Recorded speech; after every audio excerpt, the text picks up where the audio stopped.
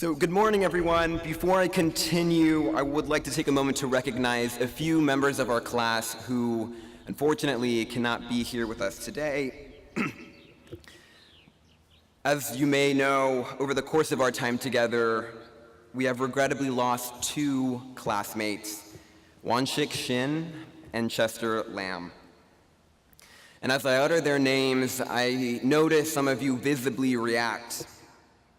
Perhaps you remember the roles they played in your lives or the way they touched your Princeton experience. In remembrance of their indelible contributions to our class, I would like to request a brief moment of silence.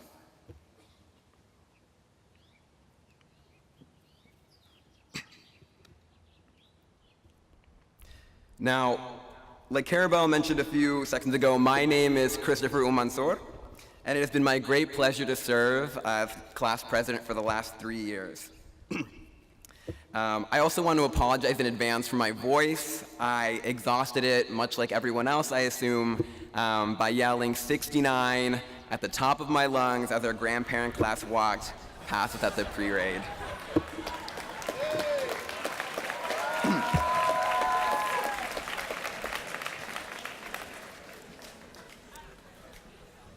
So the first thing I really want to say to 2019 is congratulations to the great class of 2019. Give it up for you guys.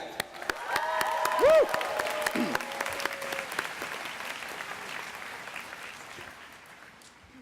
You know, as I started to write this speech, I was reminded of all the class events we have shared over the years.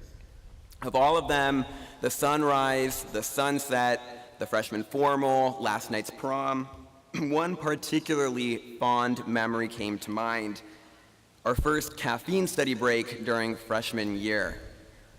Now, you may not remember this event, you may not have even gone, so I'll give you a brief recap. Essentially, in trying to bring the class some sustenance during a very busy week, the other officers and I hustled to carry 2 bins of hot Starbucks coffee, several jugs of cream, boxes of individual cups of hot chocolates, and gallons of tea from Frist to Wig, where we found the space to be so small that any semblance of a line quickly collapsed and became a mad grab for the bubble tea, the only thing to arrive on time. It was a mess, and those jugs of cream all over the steps of Wig. It was just an absolute mess from beginning to end. And still, in reflection, it was one of the finest examples of one quality that makes our class so great. Now, it may not immediately be apparent why I find this to be an appropriate anecdote for the outstanding group of people in front of me. But the reason is actually quite simple. The people in front of me, whom I've had the honor of serving for 4 years now, are truly remarkable human beings. This is in part because even when we arrived to the building covered in hot chocolate and cream from head to toe, with the surviving materials and overwhelmed by what others may have made look easy, the first thing you, the great class of 2019, did was offer to lend a hand. You smiled at us, who had clearly not expected such chaos, and helped us out before going off into the night with your beverages. Indeed, this genuine amity, this eagerness to support us, to support one another, is something I believe makes our class truly special. It is something I have witnessed over and over again, and I am so grateful to have served you. However, this is not to say that we are unwilling to ruffle up some feathers. No. Which leads me to a second quality intrinsic to the distinction of 2019, namely our drive for seeking to effectuate meaningful change. As a class, we have exhibited high standards for the institutions around us, demanded excellence, and asked tough questions. For example, we asked whether the disciplinary bodies of the university are just, and we did not miss the opportunity to problematize further the definition of what being just means. We considered the legacies of the names tethered to this campus and whether they should remain in their current form. We considered and asked whether the current campus support systems, CPS, athletic trainers, career services, the Carl A. Field Center, the Davis International Center, among a slew of others, are sufficient. And we pushed to engage the relevant stakeholders when we found that they might not have been. Indeed, each of these topics that I have mentioned comes from a direct conversation that I was fortunate to share with some of you. And to boot, we are not satisfied with the easy answers. Instead, we debate what our observations might say about our Princeton, as well as whether we are satisfied therewith.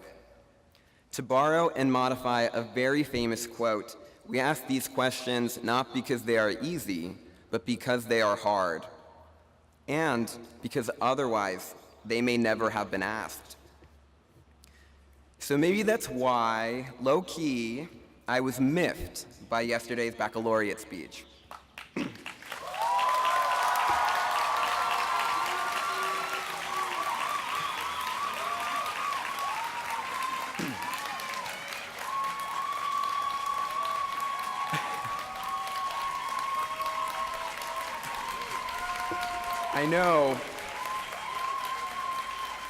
I know that it was jam-packed with wisdom and platitudes and that I should revel in such inspiring remarks, but respectfully, I am not quite sure that I can do that at this time. For me,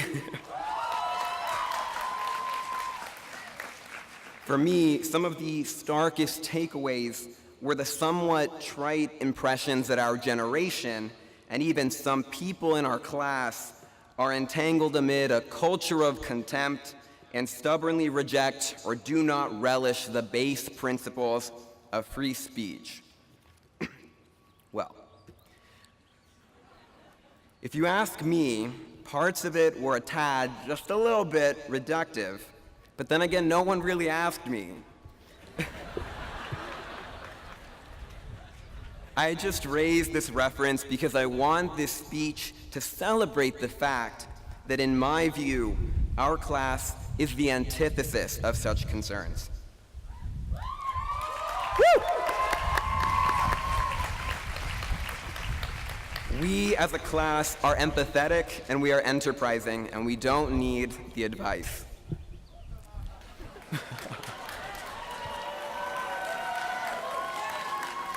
And I think, though, that Mr. Will and I would at a minimum be agreed in our shared belief that the members of this class will be assets of the communities they find themselves in, if only because, if we look back thus far, we already have been. We are curious and capable.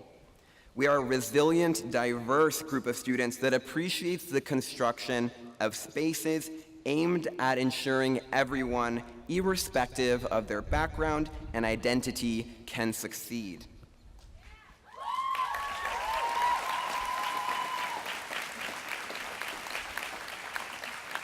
We have built communities and started dialogues that our successors will continue for years to come.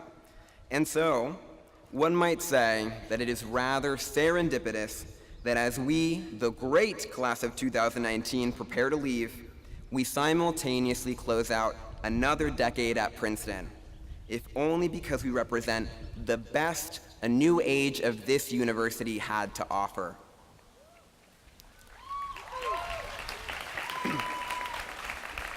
So, I have long overspent my welcome, but in closing, thank you, class of 2019, for the indomitable opportunity to serve as your class president, for your kindness, for advocating to change Princeton for the better. Thank you to the parents, the professors, the mentors for guiding us through the past 4 years. Thank you to my wonderful class officers, Carly Bonnet, Chelsea Yang, Susan Liu, and Nicole Cahorn, without whom none of this would have been possible. Yeah. I love you dearly. Thank you to my parents. Thank you to my sister. Thank you to High Cotton. That's an inside joke. You won't get that one. Thank you to the administration and most of all to the members of the staff who made this weekend of events possible, the people who set up these chairs. Yeah.